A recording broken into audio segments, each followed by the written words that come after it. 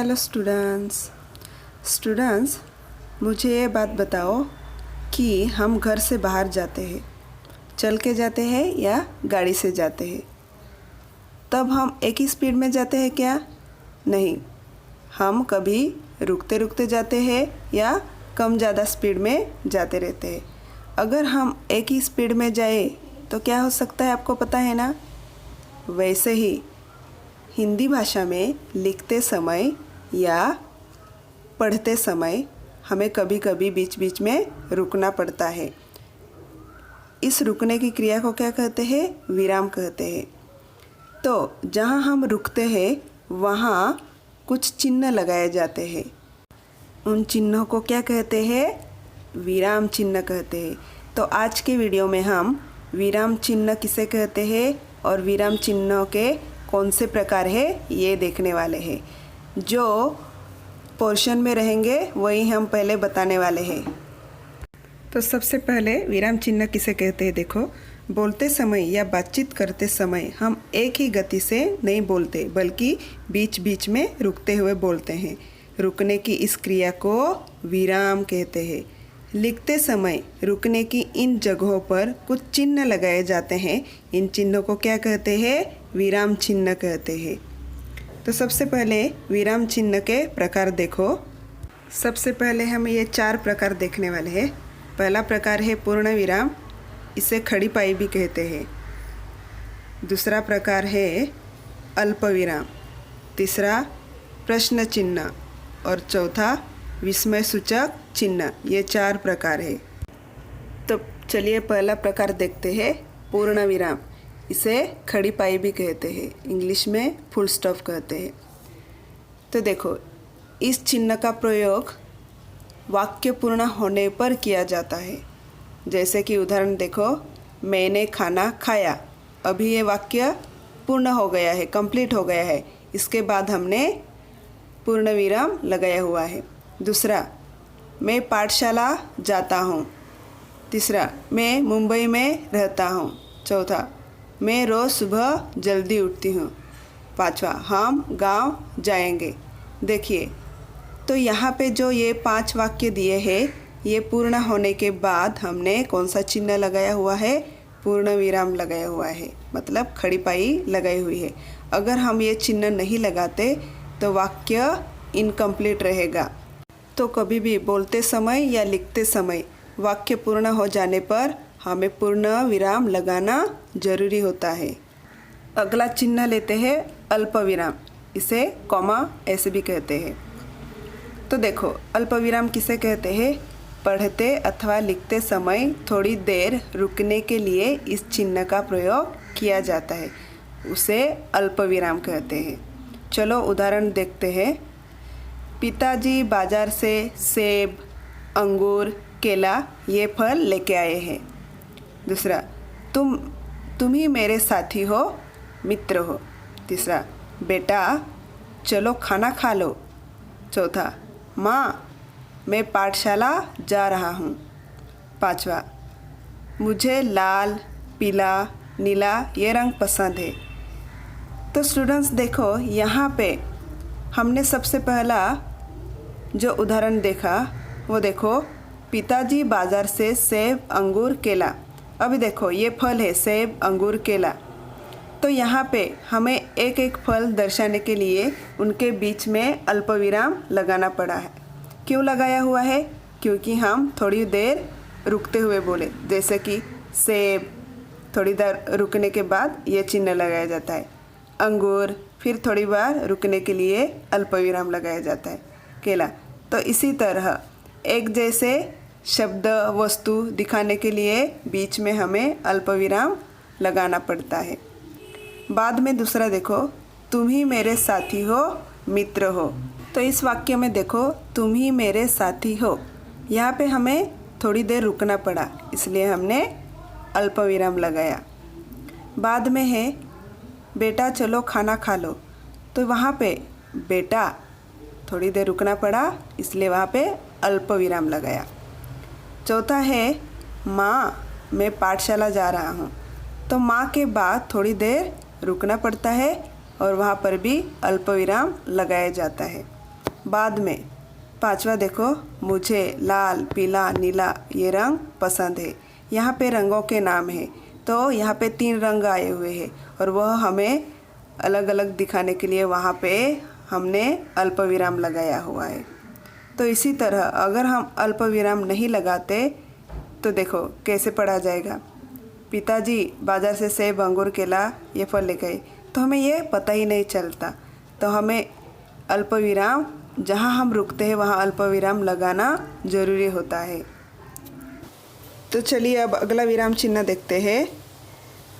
अगला विराम चिन्ह है प्रश्न सूचक चिन्ह, कि किसी को भी हम सामने वाले को जहाँ हम प्रश्न पूछते हैं, कौन, कहाँ, क्या, कैसे, कब, तो ये शब्द लगा के हम किसी भी सेंटेंस को ये शब्द लगा के हम प्रश्न पूछते हैं, उसे क्या कहते हैं? प्रश्नसूचक चिन्ह कहते हैं।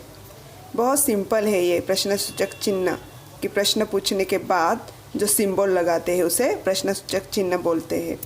तो चलिए कुछ उदाहरण देखते हैं हम। पहला उदाहरण है, तेरा नाम क्या है?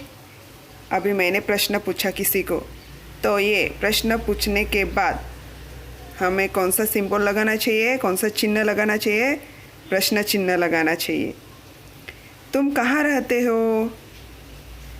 अभी यहाँ भी प्रश्न चिन्ह लगाया जाता है। तुमने आज क्या खाया? तुम कब आओगे? घर पर कौन आया है? तो यहाँ पे क्या, कहाँ, कब, कौन, ये ऐसे प्रश्न पूछने के बाद हम कौन सा चिन्ह लगाते हैं? प्रश्न चिन्ह लगाते हैं। तो याद रहे, कोई भी प्रश्न पूछने के बाद ये चिन्ह लगाना ज़रूरी होता है। हम जिस वाक्य में प्रश्न पूछते हैं वो वाक्य कंप्लीट होने के बाद ये चिन्ह लगाया जाता है।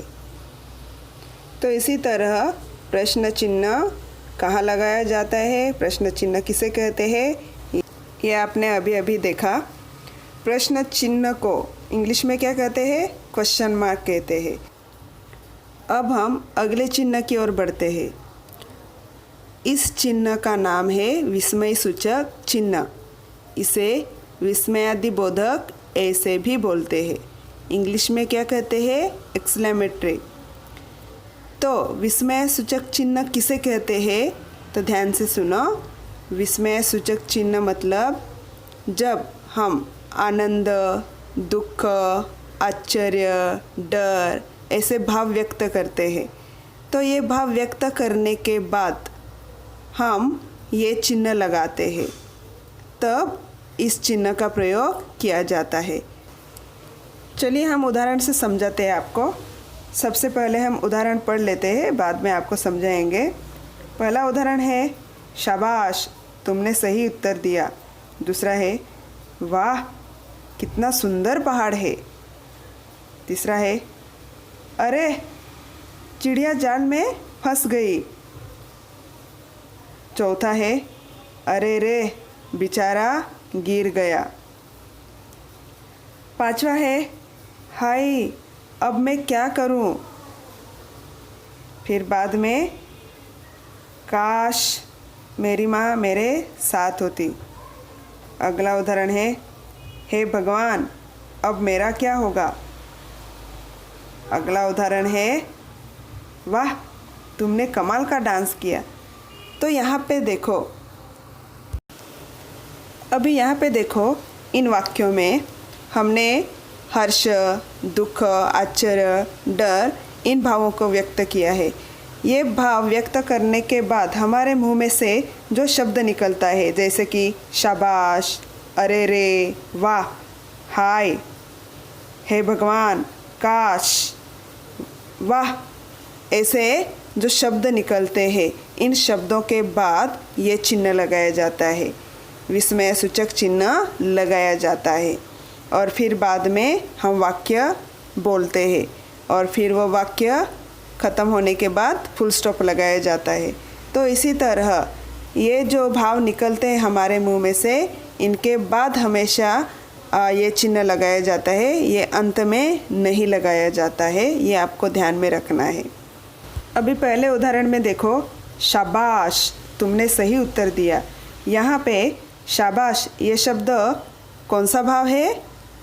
हर्ष है, आनंद है, इसलिए हमने शाबाश। और ये शाबाश ये शब्द के बाद हमने कौन सा चिन्ह लगाया है? विस्मय सूचक चिन्ह लगाया है। दूसरा उदाहरण देखो, वाह तुमने सही उत्तर दिया। यहाँ पर भी हमें कौन सा भाव व्यक्त किया है? आनंद।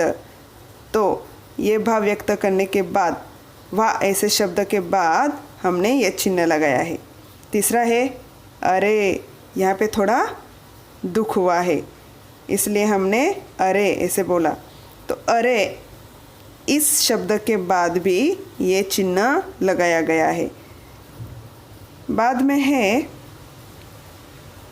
अरे रे बेचारा गिर गया, यहाँ भी थोड़ा दुख हुआ है। तो जब ये भाव निकलते हैं, मतलब दुख होता है, आनंद होता है, तो हमारे मुंह में से ऑटोमेटिक ये भाव निकलते हैं। तो ये भाव निकलने के बाद हमें ये चिन्ह लगाना पड़ता है। तो यहाँ देखो अरे रे ऐसे, तो अरे रे इस शब्द के बाद भी चिन्ह लगाया हुआ है। बाद में देखो हाय अब मैं क्या करूँ, यहाँ पर भी थोड़ा दुख हुआ है, थोड़ा सा डर लग रहा है। तो यहाँ भी हमने कौन सा शब्द निकाला मुंह से? हाय ऐसे, अब मैं क्या करूँ। तो हाय इस शब्द के बाद भी हमने ये चिन्ह लगाया है। फिर बाद में काश मेरी माँ मेरे साथ होती, तो यहाँ पर भी देखो काश ये शब्द, यहाँ पर भी हम दुख हो रहा है या डर लग रहा है, तो यहाँ पर भी काश के बाद हमने ये चिन्ह लगाया हुआ है। बाद में देखो अब मेरा क्या होगा, यहाँ पर भी हे भगवान के बाद हमने ये चिन्ह लगाया है। मतलब हे भगवान, यहाँ पर भी हमें एक तो डर हो रहा है, तो इसलिए यहाँ पर ये चिन्ह लगाया गया है। बाद में है वाह तुमने कमाल का डांस किया, यहाँ हमें थोड़ा आनंद हो रहा है, इसलिए हमने वाह ऐसे बोला। तो वाह इस अक्षर के बाद हमने ये चिन्ह लगाया हुआ है। तो आपको ध्यान में ये रखना है कि जब हम वाह, अरे रे, सुपर, हे भगवान, हेलो, हाय ऐसे जो शब्द बोलते हैं, इन शब्दों के बाद हमेशा ये चिन्ह लगाया जाता है, ये ध्यान में रखो। अभी घर में आप लोग ये जो वीडियो में मैंने जितने उदाहरण लिख के दिए हैं, ये सब लिखना है आपको, 2-2, 3-3 बार लिखना है, और आपको और 5-5 उदाहरण खुद लिखना है।